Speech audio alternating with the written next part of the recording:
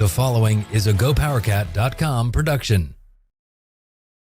It is 42 in Boulder, Colorado, 38 in Provo, Utah, 55 in Manhattan, Kansas, and it's Studio 73 here in Frisco, Texas.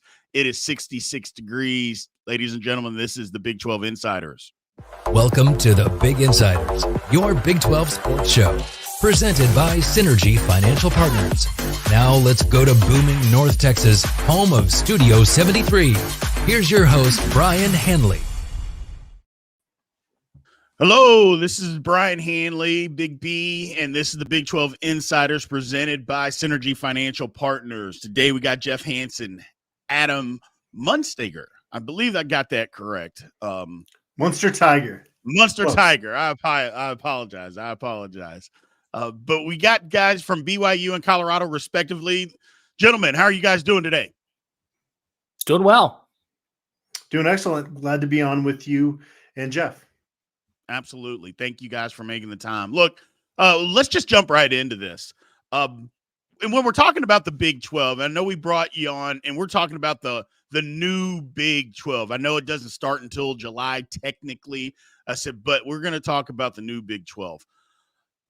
As a conference as a whole, moving into it, we're losing, obviously, OU and Texas. They're going to need a leader of some sort, or at least a perceived leader in that sense. Is that a good thing for the conference? I'll just start off with you, Jeff. Do you think that the conference does need a leader, or do you think that it's something that can, strength is in numbers? I think it's going to be, I don't know. I think it's really interesting to look forward, because even if a true leader emerges, I mean, let's just say Colorado emerges as the year in, year out odds-on favorite in the Big 12 conference. The way that the rest of the country is looking, I don't know that narrative's ever going to be able to push through and really make any dent in what's going on with the SEC and the Big Ten, right? So from my perspective, I want really good football. I want competitive football. And for me, that's parity. And really across all sports, not just football. But for me, that's parity. And I think that the Big 12, the new Big 12 especially, is going to have a lot of that. There are going to be teams that any year can go from, hey, maybe they didn't make a bowl a year ago, but now they're a double-digit win team. That's going to be a heck of a lot of fun. Even if they had a traditional power that was the odds-on favorite every year, I don't know that the SEC, the Big Ten are going to allow for multi-bids in the playoffs and things like that. Right. So let's have fun along the way. That's kind of how I look at it.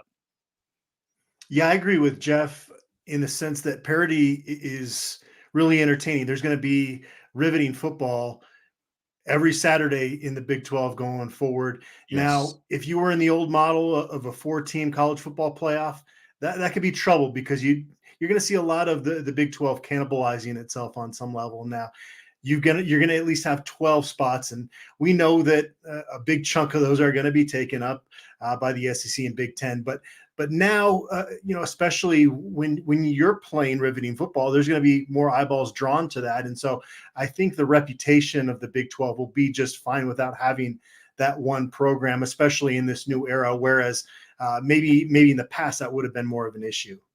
Yeah. Here's the thing that I've been trying to get across to people is, like, look at the NFL as the model.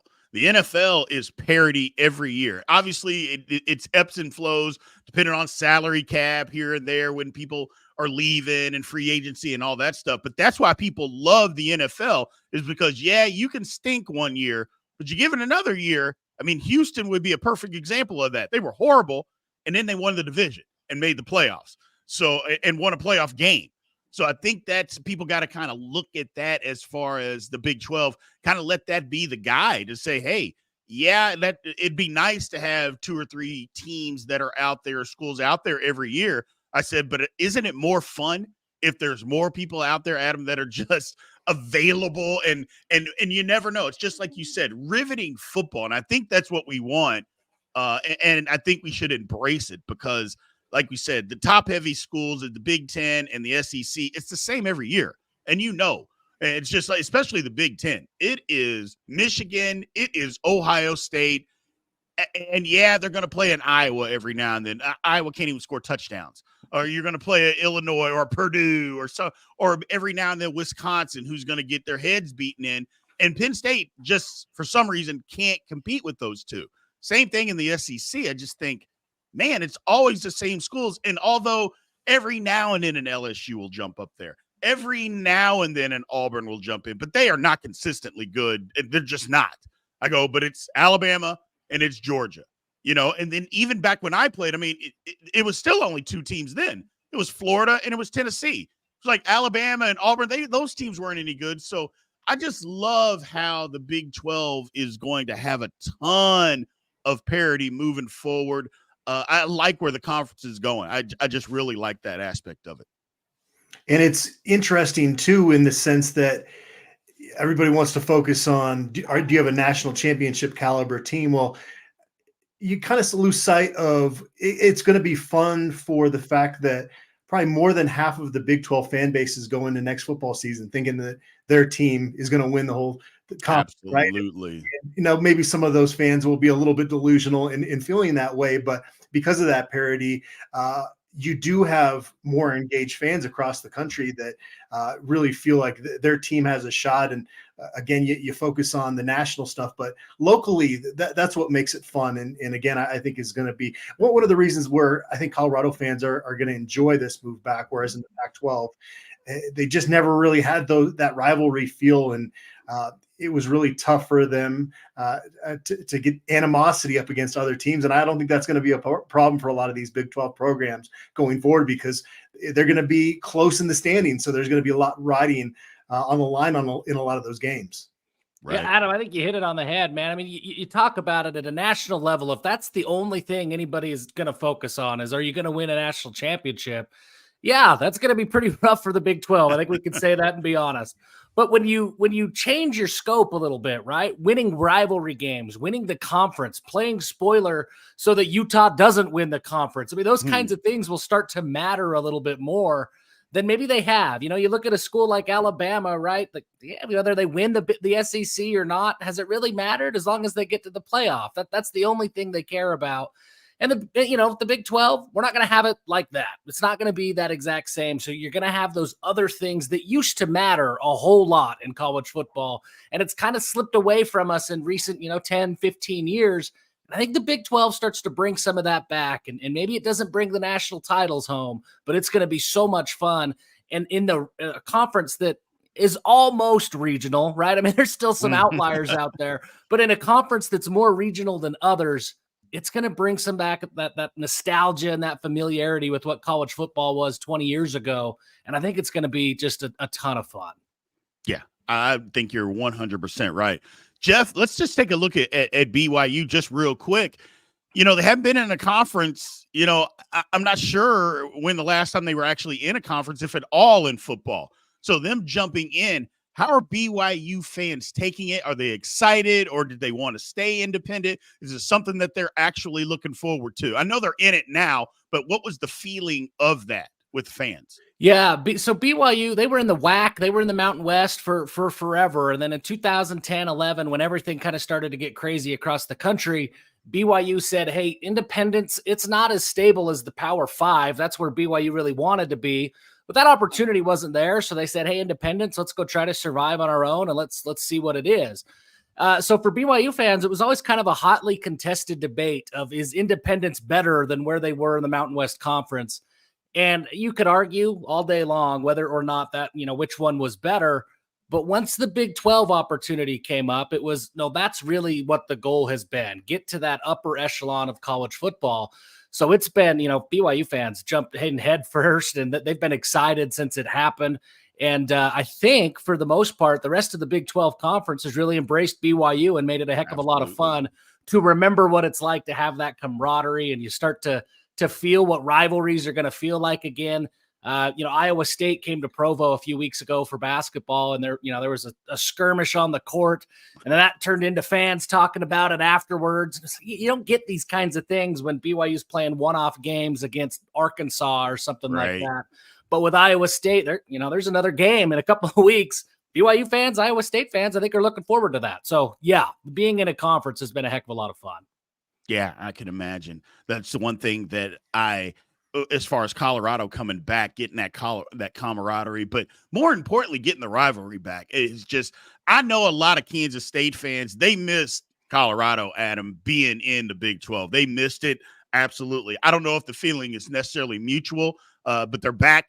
I know everybody is glad that Colorado is back. I see what they're doing from the outside looking in. I don't know the inner workings of everything, but it seems like things are moving. I know a big report came out the other day.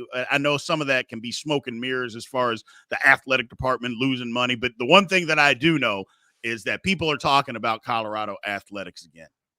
Yeah, well, to go off the point you made about them being at a deficit this year unexpectedly, or last fiscal year, was the fact that the Pac-12 is the gift that keeps on giving. They had a mess up with Comcast where they underpaid them, and it ended up really being, or they were getting paid, the Pac-12 was getting paid too much from Comcast, and they weren't reporting that. And so now they have to pay that on the back end, and that's part of the issue. So Colorado, as much as they wanted it to work out in the Pac-12, I think now that it is coming to an end, that there's some sad feelings about the regionality of it, especially for programs like Oregon State and Washington State too, that are left out in the cold. But generally, as we've gotten closer and closer to this move for Colorado, I think folks are starting to get more excited about that. And now the schedule release has kind of ignited that a little bit. I'm excited to go out to Orlando to cover a game for the first time, and in some of these different places from the new schools. And it's unfortunate that Missouri, Nebraska aren't there as rivals for Colorado anymore because, those were big games every year for Colorado. But yeah, Kansas State is a game where it brings up trash talk among both sides. And you don't trash talk somebody if you like them, and it's a feel-good situation. So there's a little bit more animosity going into those games, which is great for college football. Absolutely. And that was the one thing about the schedule that came out, Jeff, and I'll just go with you with this, is that, we want the rivalries. That is a huge part of obviously college football in itself, college athletics in itself, but especially football. But I looked at BYU's schedule, and Utah is not on it. I gotta believe that's got to be a sore spot when they're coming into the conference and they're not on the schedule. I got to think BYU fans are like, hey, what's going on here, Big 12? What'd you do? So the Utah is on the schedule, but they're not in rivalry week, and that felt Correct. a little bit weird. That they're going to play, I think it's week 8 or week 9. Yeah. Just felt a little bit goofy. I think BYU fans, all those years in the Mountain West Conference for a long time, it was BYU and Utah who were really competing for 1 and 2 in the conference, TCU later on, but really BYU and Utah for decades. And so that last game of the regular season, not only was it a rivalry game, it usually had conference title implications on the line as well. And I think that's what BYU fans, that's what we've missed as we went through independence. And so the nostalgia, the ideas of BYU and Utah could be competing for conference championships on Thanksgiving weekend, that was great. The reality is I don't think BYU and Utah are going to be as dominant in the Big 12 as they were in the Mountain West. So it won't always have the same, stakes on the line. Right. But it was weird. That felt like a layup for Brett Yormark in the Big 12. Hey, that's arguably the premier rivalry game right now. I don't know. I know there's a lot of other schools that hate each other in the Big 12, but I don't know that anybody hates anybody else more than BYU and Utah fans hate each other. And so that felt like an easy layup to, hey, put that on rivalry weekend, but it isn't going to play out that way. From a BYU fan's perspective, we've been playing Utah, in week 3, week 4, kind of random times throughout the season over the last decade. So, okay, fine. You wish it was the last game of the year, but once that game hits, you hate them just the same. You want to win just the same, so it doesn't matter a ton. But It was weird. It just felt weird to me to not put that on rivalry weekend. Yeah, I just thought that it was an opportunity missed. Again, I misspoke. I knew they were on the schedule. They just weren't on rivalry weekend. And I just thought, man, that's a layup. And you're right. It's just something easy. Colorado coming back into the conference, Adam. Colorado State technically is a rival. I know Nebraska is the big rival. What I'm really looking forward to is them building one in the Big 12. That's what I think I'm looking for. I think a lot of K-State fans and just Big 12 fans in general are looking forward to Colorado being in and building that big rivalry game. Is there anything from the Colorado side where they're looking at, okay, you know what, this could be our rival every year? Is there anything that the fans are thinking about out there, Adam? Well, it's clearly not going to be Utah because for 13 years in the Pac-12, yeah, they coined it the Rumble in the Rockies, and it just never developed into any semblance of a rivalry. And part of that was here in recent years that Colorado just hasn't really been as competitive in that game. And it's interesting when the schedule release comes out, of obviously covering Colorado, so I'm looking there, and I was glad that Utah wasn't the last game on the schedule because it's nice to see the Big 12 is not going to try to force that rivalry. And right. I was actually just assuming that they were playing BYU that week. I hadn't done the further research to even see that what you guys were talking about. That was a missed opportunity there. But I think that you're not going to have a full-on rivalry like a BYU, a Utah, and Arizona State. But I think against Kansas State and Oklahoma State and right. Baylor and in the schools that were in the old Big 12, there will be a little bit more of that than what Colorado had in the Pac-12 against the teams it played on a weekly basis. So not a true rival in even Colorado State. Colorado fans don't really want to respect that as a true rivalry because Colorado State's not a Power 5 or now a Power 4 team. And so Colorado fans kind of act like that's a little brother. So it's not the truest rivalry in the sense of what you have with some other schools. And Nebraska, they played in Boulder this past year, and Colorado's traveling out to Lincoln this year. And that is a game that brings out the true rivalry feeling in Colorado fans. Now, Nebraska fans did not embrace that rivalry at all. Initially, it was really Bill McCartney, Colorado's head coach in the glory days, that made that a rivalry on Colorado's end. Now there was some animosity that built up over the years, and now the fact that Nebraska is not playing Oklahoma every year, they kind of have embraced Colorado a little bit more as a rival. I wouldn't say it's a true rivalry. Probably what you're going to see is Colorado just having a little bit more of that feel, but not that one team you look to on the conference schedule and say, that's the team we got to beat. Gotcha. Makes perfect sense. Well, guys, we're going to take a quick break. We'll come back on the other side of this, talk a little hoops and Big 12 hoops, and go from there. At Synergy Financial Partners, the mission is to change the way Americans plan for their financial future. Synergy doesn't just offer you a financial plan. At Synergy, the goal is to help you find your best financial future. Learn more at synergyfinancial.com.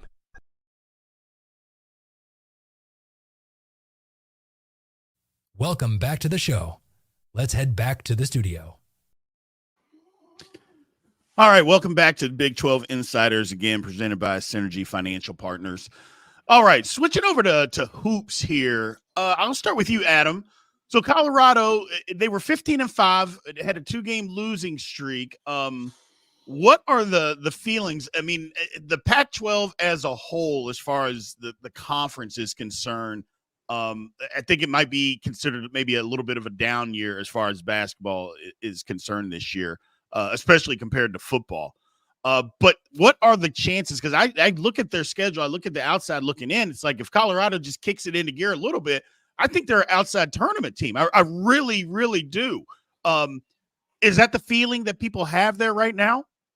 Yeah, they're really on the bubble at this point, and they're actually top 30 in net rating. And so there's some things analytically that are working in their favor. But yeah, they've got to finish a little bit stronger than they've been playing the last couple months. They started out pretty hot and had one of the most explosive offenses in the entire country. And then the injury bug kind of hit them. Tristan Da Silva rolled his ankle, and I don't even know if he's still at 100%. He's been back in action for a little while now, but I don't think he's quite at 100%. Cody Williams, the 5-star addition that was a McDonald's All-American last year, has missed about half the game so far, and he missed their last game, a game where if he's in the lineup, they probably beat Utah in a close game on the road, but without him, they suffer another tough road loss. And Tad Boyle's program has been built on defense and rebounding, so this is a little bit of a different team. I mentioned how efficient their offense has been this year, but it's been late in those road games, in close games, that they've had defensive lapses late, and that's really been the biggest issue for them. And, they're still in the conference race because Arizona has been struggling here recently. Mm-hmm. And Colorado actually gets to host Arizona on Saturday. So that'll be a big game for them. It's going to be a really disappointing season if they don't reach the NCAA tournament, because you have Tristan Da Silva, one of the better forwards in the country, that's a senior. KJ Simpson, their point guard, has been playing at an all-conference level. And if Colorado goes on a run late in the season, KJ Simpson might be the Pac-12 player of the year. That's how well he's been playing this year. I mentioned Cody Williams, the 5-star addition. So they've got a really, really talented team, arguably the most talented team that Tad Boyle's had since he's been here. Injury issues have lent to some of their issues, but it's really late in some of those close games where they need to buckle down defensively. And if they can do that, they've got a chance. But, Jerry Palm has them as an 11 seed right now in the tournament. And you look at Joe Lunardi, he's got them as one of the first 4 out. So they're really kind of on the cusp, and it's going to come down to these final 8 games and then what happens out in Vegas at the Pac-12 tournament. Gotcha. So, Jeff, flipping over to BYU, first off, BYU is like a metrics darling. And I think a lot of people get stuck on that, and they don't realize how good of a basketball team they actually are. I think they just look at the metrics and think, okay, well, because usually if it's every metrics and you haven't heard about them, people think, oh, okay, it's just nerd analytics, blah, blah, blah. But then you actually watch them play, and they're really, really good. They have a good basketball team. Now, look, I get it. Last night didn't go well, but that's life in the Big 12. I mean, you go on the road. You're especially playing against Oklahoma, who's a really good basketball team. What are you going to do? It is what it is. So I like what Mark Pope is doing out there. I'm guessing the fans love it too. I remember Mark Pope. I'm from Louisville, Kentucky originally. So he went to Kentucky, and he was there when I was in high school. He was playing at Kentucky. So I remember him very vividly. Seems like he's got things rolling down there at BYU. He does, man. It's been a lot of fun, and I think you're right, Big B, that it was an analytics darling, and I think even BYU fans in the non-conference were like, okay, this has been fun. That they got ranked as high as 10, 12, 13, something like that in the non-conference. But is this real? We knew the Big 12 would be real. Is this real? And here they are, 9 games in. They're 4-5, and with the exception of last night and one other game, everything's been pretty close. So I think this team they are legit. They don't have really that true number one option. It's kind of a different guy every night. But to what you're saying, Brian, it really has been a lot of what Mark Pope wants to do. He wants to play selfless basketball. He doesn't want anybody holding on to the ball too long. BYU, they try to get at least 20 assists a game, and they've been one of the higher assist per game teams in the country throughout the season. It's really fun. It's really fun basketball to watch, because you never know who is going to go off, who's going to be the guy that really takes off and takes control of a game. It's been 7 or 8 different guys at different times of the season. It's been great to see. BYU has a really important 3-game stretch coming up. It's probably the most manageable 3 games that they've had so far since conference play started, with K-State, Oklahoma State, and UCF coming up. UCF at home. That's an important stretch for BYU. If they can find a way to go 3-0 in that stretch, you probably can etch them into stone as they're in the tournament somewhere. What seed will they be? Time will tell. But if they can get to 19, 20 wins in this conference, with how this conference has played out this year, you have to feel pretty confident about getting into the tournament and then having a chance to make a run. And that's really a surprise. I think BYU's ahead of schedule. They were picked to finish 13th in the conference this year. They don't have that star, but Mark Pope has done a heck of a good job getting his players to buy into this system. They shoot a lot of threes. They play really tough defense, and it's fun basketball to watch. Yeah, absolutely. And I'll come back to you with this, Jeff. And again, it'll be for both of you. But at the same time, we talked a little bit earlier about football, and did they need a lead dog? Well, basketball kind of has that in the Big 12. You got Kansas. Houston is playing well. I know maybe not nationally per se, people don't think of Houston all the time of being great, but I think for us that know and watch college basketball, we know how good Houston is, and especially with their head coach. I mean, Kelvin Sampson's incredible. The next thing is with Arizona coming into the conference. I mean, they're going to have some nationally, or at least perceived nationally, lead dogs. Do you think that they should, that again, as the conference, since it's going to be the opposite of football, do you think that the Big 12 should lean into that? See, me personally, I think that we should.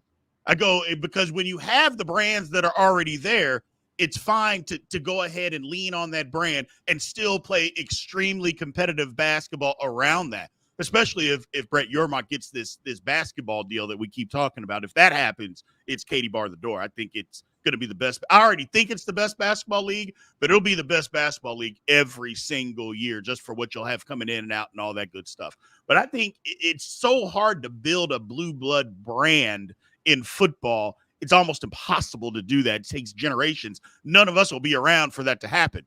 Basketball is different. And especially since you already have those in place, do you think as a conference they should lean into that? Yeah, I think so. I think you've already got Kansas, and everybody looks at Kansas as that team. Arizona, when they come in, everybody's going to look at Arizona as that team. Absolutely lean into the brands that already exist. But having said that, right, I mean, Kansas can still go to West Virginia and lose on the road. Absolutely. And it makes that win all that more special for West Virginia, right? And so lean into the brands that are there, but don't shy away from highlighting how good the conference is as a whole. Correct. And when Kansas loses, I think they still have three conference losses in Big 12 play so far. Yeah, I mean, if you lean into them as being the blue blood, the favorite, the big brand, and then they go in, they get beat by UCF, it only makes the rest of the conference look better. So sure, absolutely lean into the brands. Yeah, if you ask anybody that's been a Colorado basketball fan, as long as Tad Boyle's been the head coach of Colorado, and ask them to pick out one moment that really stands out, it would be when Askia Booker hit an almost half-court shot to beat Kansas. And, I mean, that's a day that anybody that was in that arena is going to remember forever. And you know, Kansas had the reputation of coming into the CU Event Center and taking over. And so to have that moment, lean on having elite programs and it's not going to be easy for Kansas, obviously, with Arizona joining the conference. And you mentioned Houston, and it wasn't too long ago that Baylor won a national championship. And you've got just so many programs that have a good reputation and history in basketball. And so lean into that because, to Jeff's point, it makes it even more exciting when you actually do pull off those upsets. Yeah, that's what I think, too. I just think as a whole – it's good to have them. Like I said, if we had it in football, it would be great, but we can lean in numbers. But when you do have that out there in front, first of all, it won't be like the other conferences. I know people are going to say, well, Brian, you just said that the other conferences are top heavy. Well, the Big 12 basketball, it's not going to be top heavy. That's where the difference is. You'll have the brands, but you'll have the other schools out there that are still really, really good basketball programs. I think that would be the huge difference, is that it's not a top-heavy conference as you see in the SEC and Big Ten and football. I think that's one big difference. Looking ahead for both of you, I know we talked a little bit about hoops and making the tournament. The schedule that BYU that you guys have, Jeff, coming up is, I mean, it's every night. There's just no off nights that you get in the Big 12 conference. Navigating that in a certain way to be able to be successful is something that I think takes it just takes some managing. I think it takes some maturity, and I think that's something that the BYU team has. I know you said they don't have a star, but I think they have a mature basketball team that they understand night in and night out. Hey, we got to bring it, just like they saw last night. It's not that they didn't bring it. It's just what you're up against. And I think that's what makes this conference so good. Yeah, completely agree. And it is. It's been night in and night out. That's something Mark Pope has talked about, that, hey, it's a different world, right? For 10 years, it was BYU in the West Coast Conference, and you had 2 games against St. Mary's and 2 games against Gonzaga, right, and then a bunch of other games that were played, and whoever it was just kind of there. And if it was on TV, you remembered to watch. But now it's must-see TV every single game, and it's been an adjustment, but it has allowed BYU's players, you talk about their maturity, they're mature enough and they're cognizant enough to know that, hey, they've got to bring it every single day. So they haven't been able to let their guard down. They don't get any nights off. There's a sense of urgency every game, every practice, every road trip. And it really has elevated the play of everybody on the roster. It's been a lot of fun to see, but that's what you have to do in the Big 12 Conference. And I think all of the new additions this year, Houston, Cincinnati, UCF, and BYU, they struggled in football, but from a basketball perspective, all four of those teams kind of went in eyes wide open, knowing that they were going to have to bring it every single day. And all four teams, I think, have shown pretty well in their first year in the conference. And I think it speaks to the urgency that those coaches have been able to deliver to their team, and those teams have bought in. Yes. And that's kind of what I was going to ask you, Adam, is, coming into the conference next year, Colorado is perceived to be more of a football school. And if people know the brand of Colorado, the first thing they think about is football. Not necessarily Coach Prime, although here recently, but they think football first. The one thing that I will say is, look, if they jump in head first as far as basketball, I just take a cue from UCF. I'm like, nobody thought that they were going to be any good. Here they are. They're on the cusp of making the tournament. So are Colorado fans, they looking from the outside looking in, looking at the Big 12 Conference, I got to believe that they're excited because they think they have a better program than maybe what a UCF has, and they can lean into that and say, you know what, we're joining this big-time conference. We can compete in this. We're going to be looking at NCAA tournament bursts every year. It's just going to be tough right off the bat because I mentioned the three guys that might go in the first round of the NBA draft. Right. And so you're joining the best basketball conference in the country, and you're going through a rebuild. And Colorado doesn't have the NIL collective to go out into the portal and pull in a blue chip transfer. So it's going to be tough. It's going to be kind of another rebuild job. And Tad Boyle's done such a good job of having Colorado competitive every year. They've only had one sub 500 record during his 14-year tenure. And that 1 year, they were only 2 games under 500. There were a couple of knuckleheads on that team. He's consistently had a team that I would say Colorado is a team that has a very high floor with Tad Boyle. And some of the frustration with fans seeping in now, year 14 of this tenure, is that the ceiling hasn't been quite as high as they want. It's almost that Tad Boyle, on some level, is a victim of his own success because Colorado just very rarely ever competed and went to NCAA champion tournaments. And now they've gone to 5 of them. They would have gone to 6 if the tournament wasn't canceled in 2020. Tad Boyle's first team should have gotten in the tournament. They were snubbed, and Jay Billis was saying on ESPN that he didn't know if the selection committee knew if the basketball was round. That's how egregious that snub was that year. So he's had that Colorado playing really well, but they've never made it to the second round of the NCAA tournament, and so kind of got a little bit of a divide within the fan base of people that are super appreciative that they know that Tad Boyle is going to have this program competing probably better than they should with the resources that they have. But you have this growing frustration that, they're not making it further in the tournament. Now, those fans that are happy right now are going to grow frustrated if Colorado can't rebuild this roster in a couple of years. It's going to be a tough job for Tad Boyle because they've hit on some really good players, but they've also had some big misses recruiting wise. And so it's going to be a critical offseason for them. And I would imagine that they're going to be picked pretty low in the Big 12 when it comes to vote for that preseason poll. Gotcha. But as we've seen, the preseason polls are what they are, and you never know. You just never know what can happen. I mean, guys may develop. You may get some guys in. Who knows?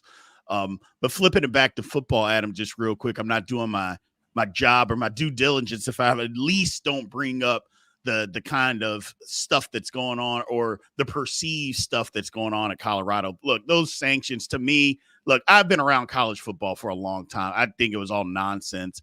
I got to believe that the people of Colorado got to think that those 12 or 11 sanctions or NCAA violations were all nonsense. I heard one was because Dion wouldn't say the name of a recruit. He just kept saying, I can't say his name, but because he was on screen, then all of a sudden that's a violation, stuff like that. Are people in Colorado starting to think that they might be trying to pick on them because of the high profile that Coach Prime has? Because to me, it's just pettiness. Yeah, it's interesting. There have been minor recruiting violations reported at Colorado many times in the past, and no one ever talked about it. Exactly. And there are most programs nationally, if you look at it and pull the records from the compliance folks or however you go about getting that information, most schools report multiple minor violations. And so, one of the violations was Coach Prime took a picture with Cormani McLean on his visit, which is fine, but he was lined up as a cornerback, something that he likes to do with his friends. And so that was a violation. And that was and that's kind of how a lot of those violations were. There was a former player that his son that's in 8th grade happened to be in the locker room post game, and that was a violation. So they're being picked on because Coach Prime generates headlines and clicks. And so if you write an article about Coach Prime and the Buffaloes violating 11 minor recruiting policies, then you're going to get a lot of clicks. If you do that about most other schools, you're not going to get that. So in Colorado, they've got to be cognizant of that. They have to make smart decisions because everybody is watching this program. And so I think it's a learning lesson too, right? For Coach Brien that really has not been in coaching in college all that long. And so, they're honest mistakes, and they're kind of small mistakes that aren't really going to ever draw any type of penalty towards Colorado. Gotcha. So Jeff, we'll end it with you.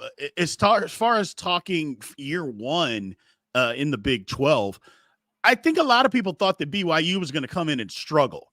And I don't think they struggled. I thought they represented themselves very well. Now, BYU fans are probably going to say, Brian, what are you talking about? We should have won more games. We were in some of these games that we should have won. But I thought, just from the outside looking in, I thought they represented themselves very well. And I think they're going to be a player in not just basketball, but especially in football for years to come. Because, look, the fan base is incredible. The following is incredible. I think they got in. I think they are doing more for the Big 12 than what the Big 12 is doing for them, in my personal humble opinion. But as far as football-wise, I think they represented themselves very well. And I think next year, bigger things might be on the horizon. Yeah, I think so. I think that, ultimately in football, that 5-7 record, that leaves a sour taste in anybody's mouth. There were a few games that really got away from BYU, but I think most BYU fans expected a struggle. They didn't expect to come in and dominate, right? I mean, it was an elevation in competition, and everybody knew that. So I think BYU fans were largely prepared for the ebbs and flows of the football season. The way that some of those losses came to be certainly is frustrating. I know for Kalani Sitake and his coaching staff and for BYU fans alike. BYU was I think more talented than their record showed. They had some injuries, they had some questionable, game plans, coaching decisions along the way that I think some of the losses that happened, BYU fans really feel like they should have won, especially those last couple of games, Oklahoma and Oklahoma State. There's a strong argument to make that BYU should have won both of those games. They had second half leads. They should have won, but they didn't, right? They just didn't make enough plays, or they didn't have enough talent to play for that full 60 minutes.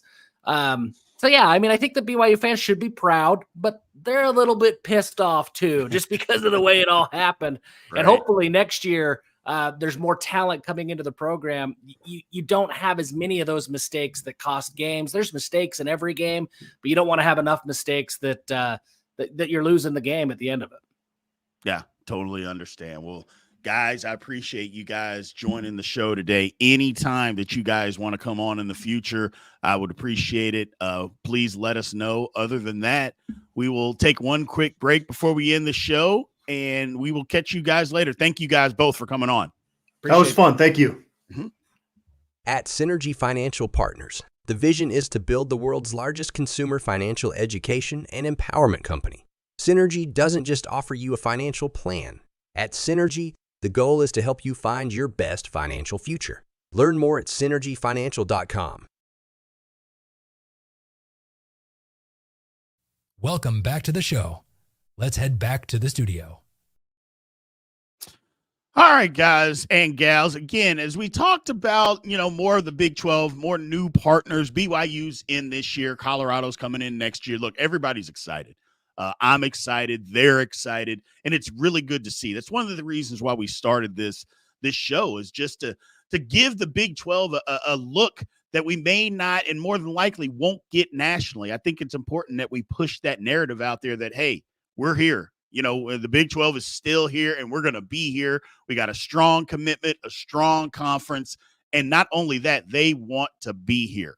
You know, they want to be in this conference. They want to succeed and push the narrative that the Big 12 is a player on the big stage. So we appreciate everybody joining us again, as always, Tuesday through Friday. We are the Big 12 Insiders. On Monday, we have the K-State Insiders. But Tuesday through Friday at 1 p.m. Central, the Big 12 Insiders. We're here on YouTube. Remember, as always, to like, subscribe, share, tell everybody about it. Come back and see us. More importantly, tell a friend to come back and see us. So promise we'll try to do it better tomorrow. See you later. This has been a GoPowerCat.com and Spirit Street production. Please support this show by subscribing to this YouTube